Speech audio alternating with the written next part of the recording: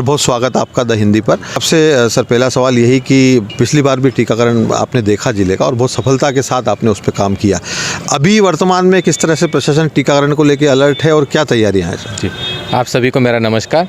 जिस तरीके से पहली कोरोना की लहर में जिला टीकाकरण के क्षेत्र में हम लोगों ने आप सभी के माध्यम से कार्य किया, प्रशासन के आह्वान पर पूरी जनता आगे आई और उन्होंने अपना प्रथम डोज 108% के साथ पूर्ण किया, सेकंड डोज 104% के साथ में पूर्ण किया है। वर्तमान में बूस्टर डोज लगाए गए हैं जिसमें 41% के साथ में हम पूरे मध्य प्रदेश में प्रथम स्थान पर रहे हैं। अब चूँकि नई जो लहर आ रही है, जो चाइना से केसेस बाहर निकल कर आ रहे हैं, ऐसी परिस्थिति में पूरा प्रशासन सजग है और प्रत्येक व्यक्ति को सूचना प्रदान की जा रही है कि आपका जो प्रिकॉशन डोज ड्यू है उसे समय सीमा में पूर्ण कर लेवें। वर्तमान में हमारे पास में कोवैक्सीन उपलब्ध हैं जो कि पूरे ज़िले भर में लगाए जा रहे हैं और अभी रिसेंटली भारत सरकार के द्वारा 6000 कोविशील्ड के डोजेज़ हमें उपलब्ध कराए जाने हैं जो कि संभवतः 6 जनवरी अथवा 7 जनवरी के आसपास तक ज़िले में उपलब्ध हो जाएगी।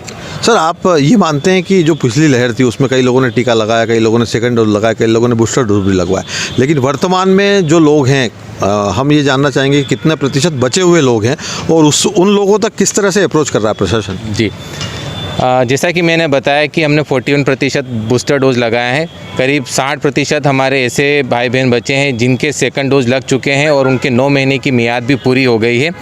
चूँकि ये फर्स्ट डोज और सेकंड डोज लगने के बाद में उनके शरीर के अंदर रोग प्रतिरोधक क्षमता का इजाफा हुआ है, जिसे वर्तमान में हमारी जनता उसे कमतर आ रही है। मेरा सभी से आग्रह रहेगा कि आप निकटतम टीकाकरण केंद्रों पर जाकर अपना छूटा हुआ डोज लगाएं।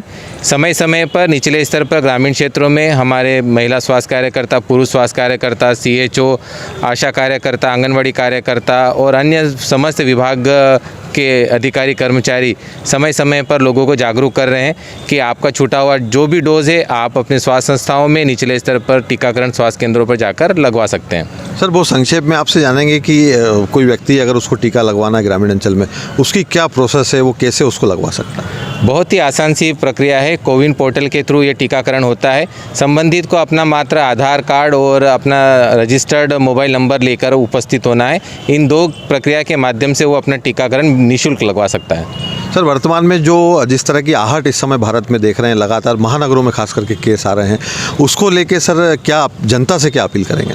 मेरी समझ जनता से अपील यही रहेगी कि हम कोरोना एप्रोप्रिएट बिहेवियर का पालन करें। जैसे कि आप भीड़ भाड़ के इलाके में जाते हैं तो मास्क ज़रूर उपयोग करें, लोगों से थोड़ी सी डिस्टेंस बना के रखें और फ्रीक्वेंटली अपने हाथों को सैनिटाइज़र से या साबुन पानी से फ्रीक्वेंटली हाथ धोते रहें। इन सब साधारण प्रक्रियाओं का पालन करते हैं तो निश्चित रूप से आप इस कोरोना बीमारी से भी बाहर निकलने में भरपूर आपको ये मदद करेगा। सर वर्तमान में जिस तरीके से हम देख रहे हैं इस समय झाबुआ में तो केसेस नहीं है, लेकिन फिर भी ऊपर लेवल से जो निर्देश आ रहे हैं प्रशासन स्तर के, किस तरह के निर्देश हैं प्रमुख, वो जानना चाहेंगे। शासन स्तर से मुख्य रूप से कोरोना लहर को देखते हुए पूरा हेल्थ डिपार्टमेंट सजग है।